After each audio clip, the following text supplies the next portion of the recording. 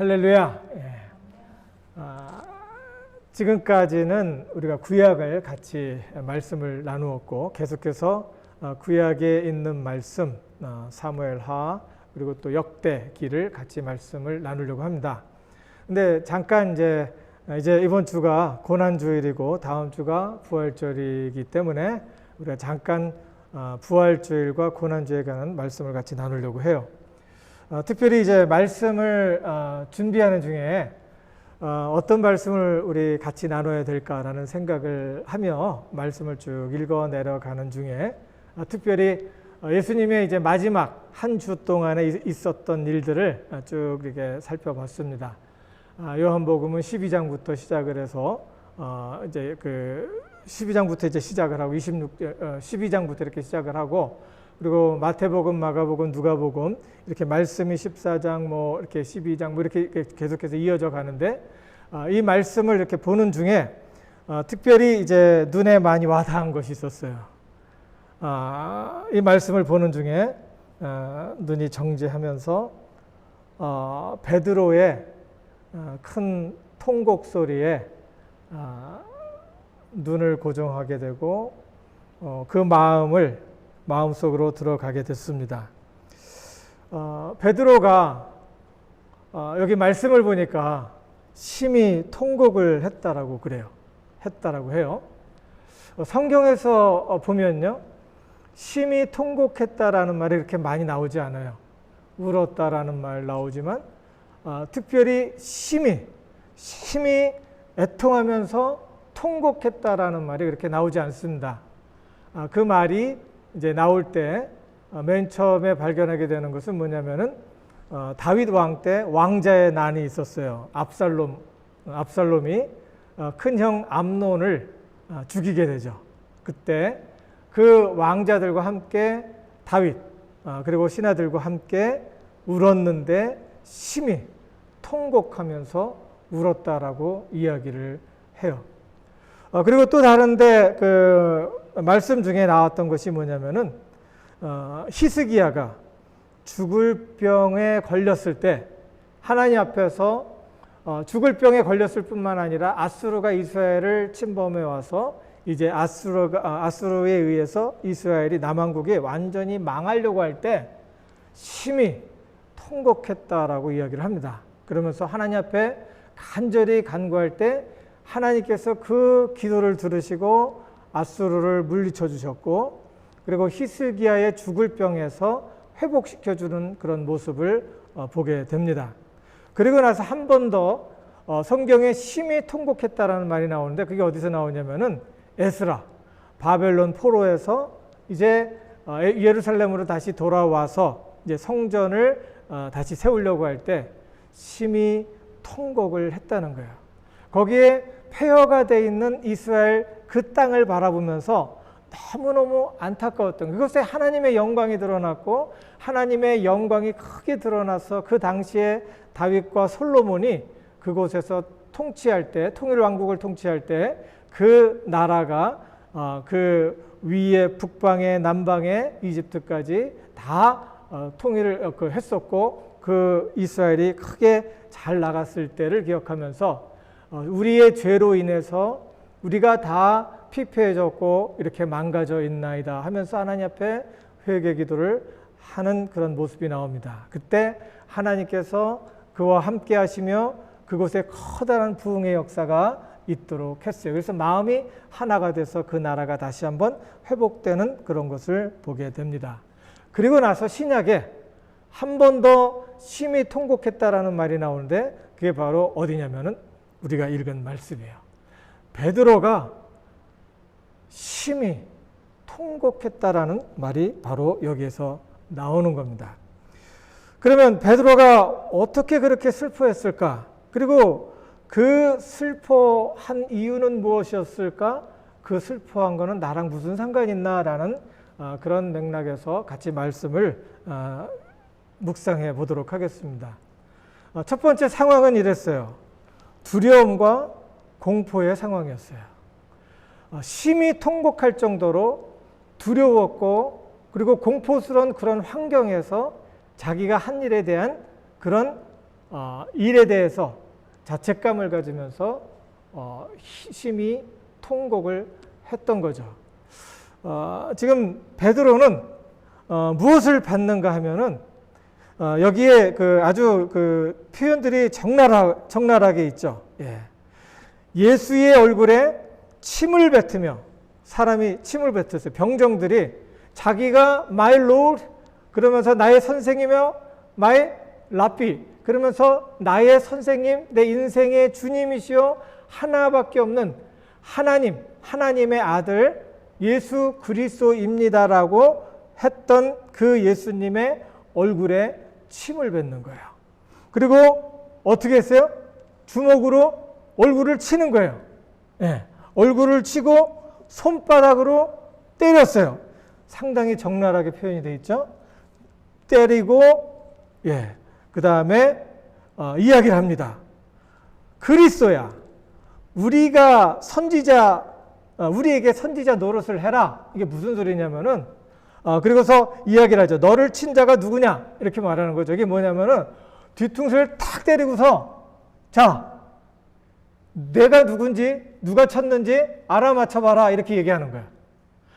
선지자야 이렇게 알아맞혀봐라 하는 건 뭐냐면 그 당시에 선지자를 뭘로 봤냐면은 점쟁이로 본 거예요. 네가 선지자라면은 누가 때렸는지 알게 모르게 하면서 탁 치고서 이야기를 하는 거예요. 기가 막히죠. 이런 것을 보고서 바깥에서 베드로가 그런 모습을 봤어요. 그런 모습을 보면서 베드로가 상당히 마음 아파했던 거예요. 이런 두려운 상황에서 베드로가 힘들어했던 거예요. 우리 살면서 생활하다 보면 우리 속에 두려움의 상황이 우리에게 엄습할 때가 많죠. 두려움의 감정은 우리가 생각하기 전에 우리에게 느껴지는 거예요. 그래서 두려움에 대한 정체도 모르고 두려운 것이 눈앞에 보이지도 않는데 마음의 감정은 계속해서 두렵다라는 생각을 하게 되고 마음속에 그 두려움을 기억하고 그것으로 내가 두려움을 키우는 경우가 많다는 거예요. 우리 뇌 속에는 우리의 뇌에 있는 기관 속에는 이제 두려움을 느끼게 하는 그런 기관이 있죠. 그게 편도체라고 하죠. 그것을 이제 느낄 때 이 두려움을 느끼는 것은 순식간에 느낀다는 거예요. 한 0.03초밖에 안 된다는 거예요. 느낄 때. 근데 그 느낄 때 이게 언제 느꼈는지 그리고 어디에서 느꼈는지 왜 느꼈는지 그것을 모른다는 거예요. 그냥 두려운 것으로 인해서 몸을 반사적으로 움직인다는 거예요. 그 두려움으로 인해서 어떤 상황인지 알고 판단을 해야 되는데 두려움의 감정은 상황도 모르고 갑자기 느끼고 반응을 하기 때문에 두려움이 감정에 올라올 때 우리가 침착해야 되는 거예요. 호랑이한테 물려가더라도 정신만 바짝 차리면은 어떻게 한다 그래요? 산다는 것이 바로 그런 얘기입니다. 상황이 실제로 죽을 상황인지 아닌지 판단을 해야지 적절한 행동으로 그것을 우리가 피할 수 있다는 거예요. 그리고 우리가 그 상황에 대해서 생각하지 못하고 그냥 두렵다라는 것이 내 마음 속에 각인이 되고 내 생각 속에 내 의식 속에 각인이 되면 적절하지 못한 적절하지 못한 그런 상황 속에서 불쑥불쑥 튀어나오면서 그것으로 인해서 시도 때도 없이 두려운 마음이 생긴다는 거예요. 우리가 피곤하고 지칠 때가 있죠. 의욕도 없고 아무것도 하고 싶지 않고 삶이 그냥 힘들고 어려울 때가 있어요. 그때 내가 두려워하는 것이 무엇인지 생각을 해보는 것이 좋다고 해요. 그리고 두려움에 대한 이유를 찾으면서 내가 이것이 두려워해야 되는 상황인지 아닌지를 판단하고 행동하면 나도 모르게 두려워하는 것으로 인해서 몸과 마음이 지치지 않는다는 거예요. 여러분 피곤할 때 있죠. 그냥 피곤할 때 있죠. 아무것도 의욕도 안 생기고 그럴 때가 있잖아요. 물론 이제 많은 이유가 있겠죠. 그때 정신적으로 오는 것은 나도 모르게 뭔가에 대해서 나는 할 수 없다, 해서도 안 되고 해봤자 소용이 없다라고 생각을 할 때가 있다는 거예요. 자동차를 생각해 보죠. 자동차 시동을 껐어요. 꺼놨는데 불이 아직 켜져 있어요. 그러면 자동차는 지금 일을 하고 있잖아요. 근데 시동을 끈 상태에서 자동차에 불이 계속 켜져 있으면은 에너지가 이쪽으로 빠져나가죠. 그래서 나중에 정말 필요해서 시동을 걸려고 할 때 그 시동이 안 걸리는 거예요. 그래서 평상시에 나도 모르게 무의식 속에 내가 두려웠던 그 상황이 내 속에 딱 들어와서 자리를 잡고 있고 매사에 두려운 마음과 생각 속에 행동 속에 빠져 있다고 보면은 나도 모르게 에너지가 한쪽으로 흘러나가고 있다는 거예요. 그래서 피곤한 이유가 바로 그런 것이라고도 이야기를 해요. 두려움은요, 몸을 피곤하게 하는 것, 몸을 피곤하게만 하는 것이 아니라 적절하게 행동을 하지 못하게 해요. 심한 죄책감에 빠지게 해요. 그리고 상실감에 빠지게도 하고 인생을 포기하고 싶은 생각을 갖게도 하고 죽고 싶은 생각에 꽉 차 있게도 합니다. 그래서 피곤하고 지치게 하고 그것으로 힘든 상황에 가는 겁니다. 베드로가 그런 상황에서 적절하지 않은 선택을 했고 깊은 상실감에 빠지게 돼요. 베드로가 보았던 상황은 어떤 상황이었습니까? 조금 전에 말씀드렸던 대로 예수님이 수치를 당하는 그런 상황이었어요. 여기에서 베드로는 극도의 공포심을 느낍니다. 뭡니까? 예수님의 얼굴에 침을 뱉고 주먹으로 치고 손바닥으로 때리는 그런 모습을 보았고 조롱하기를 선지자 노릇을 하라고 할 때 너무나도 수치스러웠는데 그것으로 인해서 그 모습을 보면서 이제 제정신이 돌아온 거야. 갑자기 생각이 드는 거예요. 아, 내가 제일 가까운 데 있었는데. 무슨 소리예요? 내가 제일 가까운 데 있었으니까 나도 죽겠구나.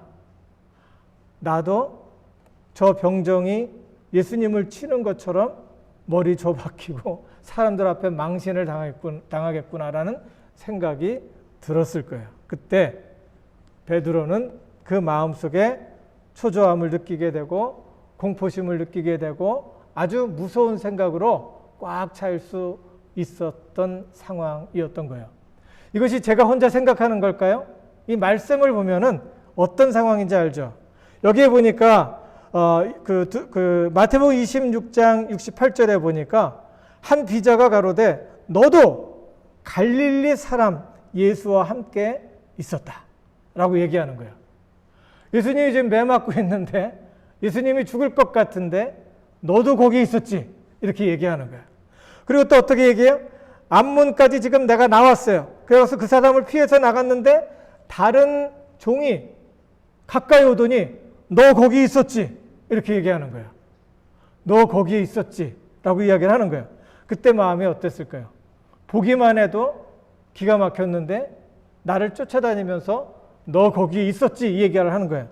그리고 조금 더 이 사람을 또 이렇게 피해서 조금 더 앞으로 나갔어요. 그랬더니 조금의 곁에 섰던 사람이 나와 베드로에게 이르되 너도 진짜로 그 사람과 한패다 라고 이야기를 하는 거예요. 그리고 지금 내가 말하고 있는 거 아니다라고 하는 말이 네가 지금 겁에 떨려서 지금 이렇게 이야기를 하고 있는데 너 분명해! 그렇게 이야기를 하는 거예요. 여러분 어떻겠어요? 내가 지금 긴장을 잔뜩 하고 있는데 그래서 귀가 쫑긋하고서 지금 여기에서 무슨 일이 일어날까 이렇게 긴장을 하고 있는데 누가 갑자기 와서 와! 그래서 깜짝 놀라죠. 하고 뭐라 그래요? 야, 이 뭐야? 그러면서 막 그냥 화를 내고 난리를 칠 거예요. 근데 이 베드로가 지금 그 상황이에요. 베드로가 지금 예수님으로 해서 긴장을 바짝 하고 있는데 쫓아오면서 세 사람씩이나 깜짝 놀라게 하는 겁니다. 이런 상황이 아주 당혹스러운 것은 사람들이 알고 찾아와서 나를 지적하는 거예요. 예. 거기다가 자기 자신도 피할 수 없는 상황이고 자기 자신도 인정할 수밖에 없는 그 상황이었어요. 얼마나 무서웠을까요? 얼마나 무서웠을까요? 이제 죽을 수밖에 없는 상황이구나라는 생각을 하던 중에 베드로가 이제 반응을 하죠.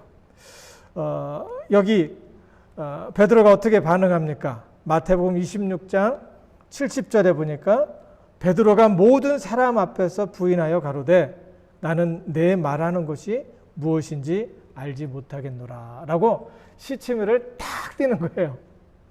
여러분 이런 적 있으세요? 예.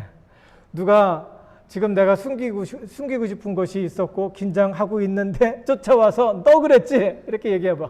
그러면은 예, 나도 모르게 반사적으로 시치미를 딱 띄고서 나는 무슨 소리 하는 건지 모르겠어 라고 이야기를 할 수도 있다는 거예요. 지금 베드로가 그런 말을 하고 있어요. 강한 부정을 해요. 그러면서 그 자리에서 도망가려고 합니다.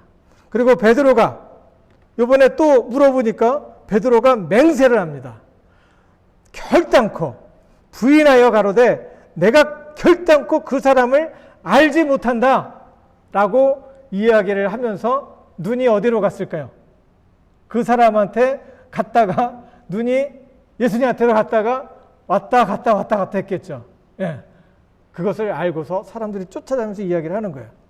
그리고 세 번째, 저가 저주하면서 맹세하여 가로되 내가 그 사람을 알지 못한다 라고 이야기를 합니다. 이때 강한 부정을 하죠. 아니다. 나는 아니다. 강한 부정을 하면서 살기 위해서 도망을 칩니다. 베드로는 아니다 하면서 부정을 하다가 끝에는 아주 저주를 하면서 맹세를 하잖아요. 그동안 예수님과 사귀었던 모든 관계를 이 순간에 날려보낸 거예요. 이 거짓말을 한 순간에 날려보낸 거예요. 목숨을 다해서 함께 싸우겠다고 베드로는 약속을 했고, 그리고 예수님께서 예루살렘에 가야겠다라고 이야기를 하니까 베드로가 어떻게 했어요? 칼을 두 자루를 예수님 앞에 보여주면서 이 정도면 됐습니까? 제가 예수님 옆에 붙어서 예수님을 수호하겠습니다 라고 이야기를 했던 사람이에요. 그런데 바로 그에게 이제는 무서운 것을 피해야 하는 무서운 것을 피해서 도망을 치는 뭐예요? 수치스러운 닭의 신세가 돼버린 거예요. 막 도망가는 거 봤죠? 막 여기저기 막 피해서 돌아다니면서 도망가는 그런 닭의 모습을 보게 된 거예요. 도망하는 정도는 여러 가지로 나타나죠. 강한 부정을 합니다. 상대방을 원수로 여기면서 싸웁니다. 아예 보지도 않겠다고 장소를 피해버립니다. 그런데 그렇게 할 때 마음이 어때요? 어수선하죠. 이 인간 다시는 보지 않겠다라고 하고 도망을 갔는데 그 사람 안 볼 수 있어요? 원수는 어디에서 만나요? 외나무 다리에서 또 만나요. 또 만나요. 피할 수 없는 그런 상황이고 이 땅에 숨 쉬면서 살면서 피할 수 없는 상황이 또 돌아오는 거예요. 그 두려움을 어떻게 피할 거예요? 두려움을 느끼는 감정은 상황 판단이 안 돼요. 언제 이런 일이 일어났는지, 다음에 언제 어떻게 내가 준비를 해야 될지, 이 상황은 죽을 상황인지 아니면 내가 풀어야 될 상황인지 그런 것에 대해서 전혀 알 수 없고 그냥 느끼기만 하는 거예요. 그러니까 무슨 일이 벌어져요?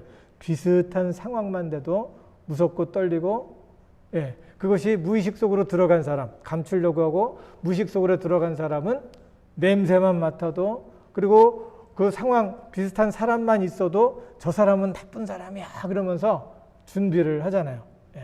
어렸을 때 요즘에는 이제 병원에서 병원 가면은 냄새가 안 나잖아요. 소독 냄새가.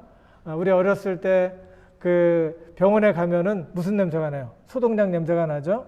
그러면 그 소독약 냄새와 함께 뭐가 연결이 돼요? 주사 바늘이 생성되면서 이제 그 아픈 것이 이제 생각이 나요. 그래서 어른들은 괜찮은데 애들은 반사적으로 병원에 가서 소독약 냄새 맡으면 울어버려요. 왜?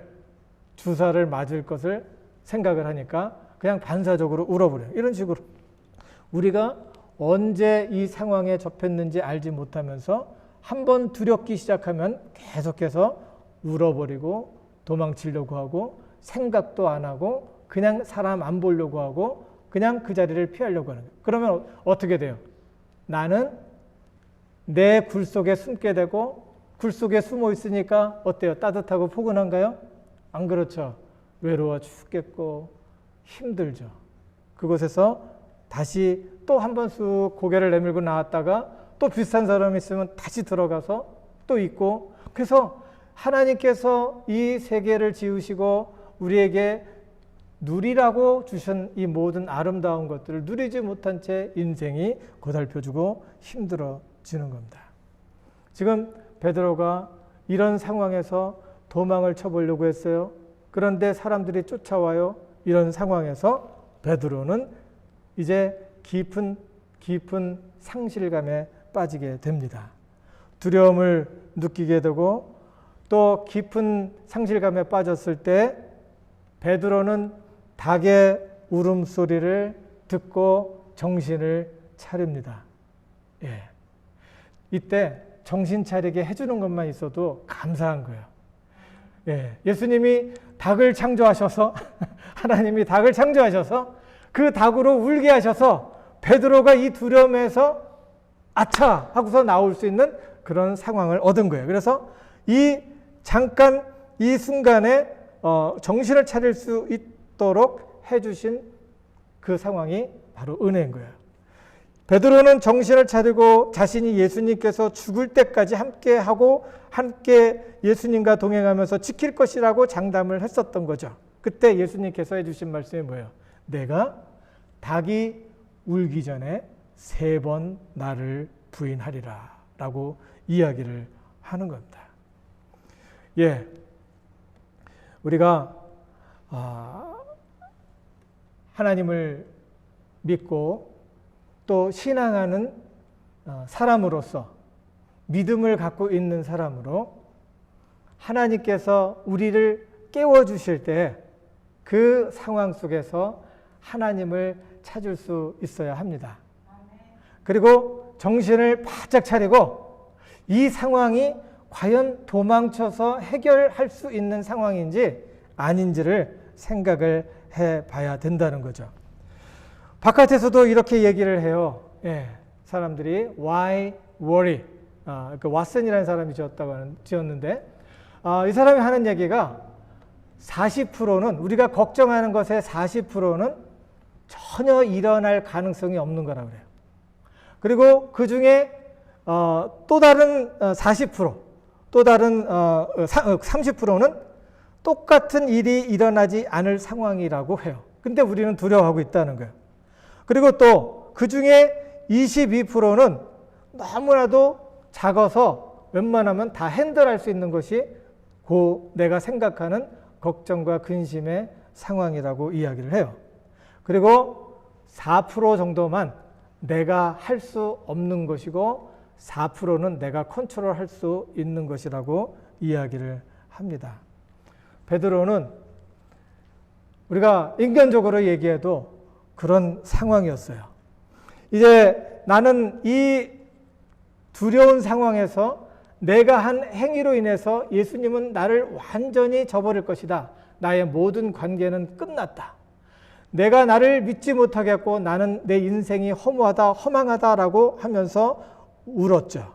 무서워서 울었고, 자신이 초라해서 울었고, 자신이 배반함으로 버림을 당할 것 같아서 울었고, 앞으로 깨진 관계를 회복할 것 같지 않아서 울었던 거예요. 이때 우리는 베드로처럼 울면서 모든 것을 포기해 버릴 것인가 생각을 해봐야 되는 겁니다.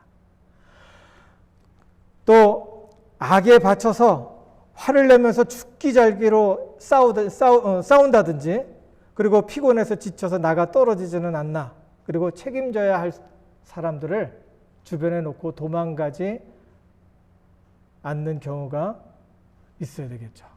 대부분 도망가요. 그리고 나 그냥 죽고 싶어. 나 가족이고 뭐간에 다 필요 없어. 나 그냥 갈 거야.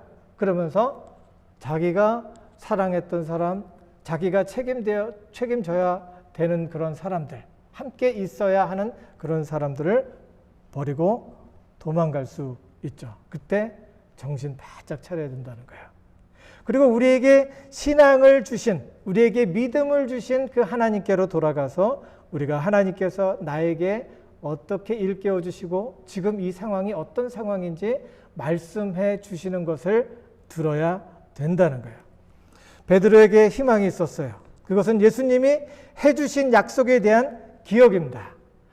닭이 울었을 때 깜짝 놀랐고 닭이 울었을 때 기억나게 해주신 것이 바로 뭐예요? 성령의 역사예요. 닭이 울었을 때 뭐가 기억났어요? 예수님 해주신 말씀이 기억났어요. 내가 닭이 울기 전에 3번 나를 부인할 것이다. 그 생각을 하게 되니까 이 베드로가 돌아올 수 있는 기회를 잡을 수 있었던 거예요. 요한복음 14장 26절에 보면 보혜사 곧 아버지께서 내 이름으로 보내실 성령 그가 너에게 모든 것을 가르치시고 내가 너에게 말한 모든 것을 어떻게 하리라? 생각나게 하리라. 하나님께서는 우리로 두려움과 근심 속에서 돌아올 수 있는 어떤 계기를 주시는데 말씀을 기억하게 하심으로 우리로 돌아올 수 있게 해주시는 줄을 믿습니다.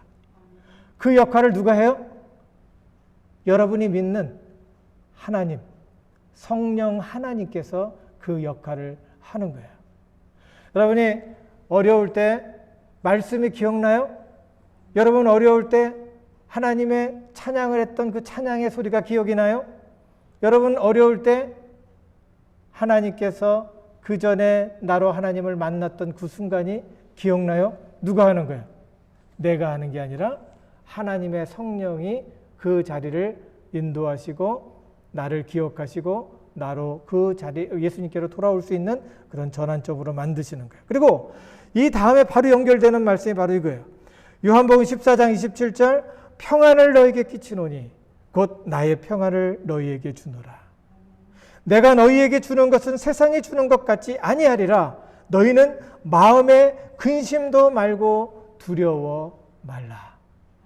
예수님께서 먼저 선포를 하죠. 이런 기억을 통해서 두려움의 정체를 파악하고 이 상황이 도망가야 될 상황인지 울며 통곡하고 마음이 가라앉아서 아무것도 아무것도 할 수 없는 그런 상황인지 그리고 좀비처럼 좀비가 뭐예요? 죽어 있는 사람이죠. 생명이 없는 사람이에요.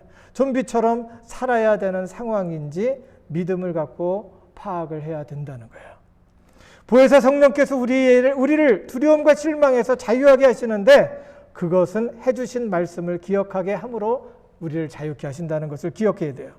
그것은 세상이 줄 수 없는 평안이에요. 왜 세상이 줄 수 없는 평안이에요? 하나님께서는 창조주 하나님이시고 전능하신 하나님이시기 때문입니다. 여러분 하나님 믿어요? 여러분 믿으니까 이 자리에 주일날 중에서 이 가운데 이 시간에 왔을 거 아니에요. 그렇죠? 그 하나님께서 함께 하시고 그 하나님께서 내 상황을 헤쳐나갈 수 있도록 힘주실 것이다. 믿으세요? 아멘 합시다. 아멘. 그걸 믿는 거예요. 죽은 자를 살리시고 없는 것을 있는 것 같이 보시는 이가 바로 누구예요? 하나님이에요. 하나님이에요. 그래서 아브라함은 그 하나님을 믿고 하나님께서 자기에게 약속하셨던 것을 바랄 수 없는 중에 바라고 믿었던 거예요. 그가 백세나 되어서 자기 몸이 죽을 것 같음과 그의 아내 사라의 태가 죽은 것 같음을 알고도 믿음이 약하여지지 아니하고 믿음이 없어 하나님을 부정하지 않고 믿음에 견고하여서 하나님 앞에 영광을 돌렸고 그 약속하신 모든 것이 하나님께서 능히 이루실 줄을 믿었던 거예요. 그때 하나님께서 저를 의롭게 여기시고 아브라함과 함께 하시며 그의 자손, 약속대로 그의 자손의 수많은 자손이 그 뒤를 이을 수 있도록 해주신 것을 믿습니다. 우리가 하나님 앞에서 주신 말씀을 기억하면서 정신 바짝 차리고 하나님 앞에 다시 나올 수 있기를 바라요. 그러면 하나님께서 우리에게 지혜를 주시고 내가 있는 그곳에서 전혀 할 수 없는 4%에 내가 나의 모든 관심 그리고 나의 모든 마음을 집중하지 않게 하시고 내가 할 수 있는 4%를 통해서 나의 인생을 바꾸시는 것을 믿습니다. 하나님 믿으셔야 돼요. 하나님 믿으셔야 돼요.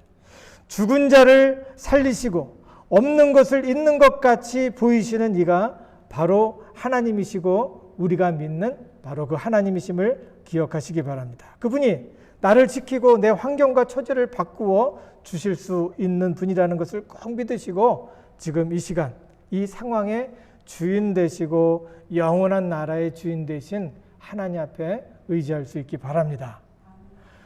여기서 꼭 기억해야 될 것이 있어요. 우리는 두려움의 환경 속에서 살고 있어요. 두려울 것이 많아요. 두려워할 만한 것들이 우리 가운데 많이 있어요. 베드로가 예수님을 볼 때 와, 나도 죽을 것 같다. 나도 죽겠구나 라는 그런 상황. 내가 이렇게 지금 안 되고 있는 거 보니까 안 되겠다. 나는 망했구나. 나는 혼자구나 라는 그런 두려움의 상황 속에서 우리가 살고 있다는 거예요. 근데 이 두려움의 상황으로 몰아가는 사람들의 말과 행동 속에서 나도 거기에 빠져들지 말고 무조건 생각 없이 반사적으로 도망치거나 싸우기만 하면 안 된다는 거예요. 그 상황 속에 빠져들지 말고 우리에게 평안을 주시는 세상이 줄 수 없는 평화, 세상이 줄 수 없는 무엇보다도 바꿀 수 없는 그 평강과 평안으로 인도하신 하나님을 믿고 의지할 때 하나님께서 길을 열어주시는 줄을 믿습니다. 아멘. 그분은 나의 마음을 지키시고 주어진 환경을 고치실 거예요. 계속해서 기도하면서 승리하는 우리 사랑하는 가족 될 수 있기를 주님의 이름으로 축원합니다. 하나님 은혜를 감사합니다. 주님께서 이 시간 우리와 함께 하시고 우리에게 말씀하시니 감사합니다.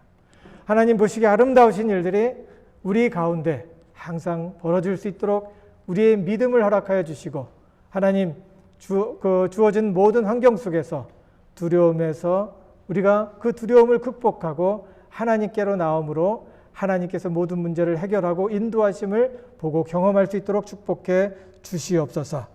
담대함을 가질 수 있도록 인도하시고 항상 우리의 문제 속에서 빠져들지 않으며 그 문제 속에서 나와 하나님의 이름을 높일 수 있도록 축복하여 주시옵소서. 두려워 말라. 내가 너와 함께함이라. 놀라지 말라. 나는 너의 하나님이 됨이니라. 내가 너를 굳세게 하리라. 참으로 너를 도와주리라. 참으로 나의 의로운 오른손으로 너를 붙들리라 하신 말씀 의지하며 하루하루 승리할 수 있도록 축복해 주시옵소서. 감사드리며 우리를 원하신 예수님 이름으로 감사하며 기도드리옵나이다. 아멘.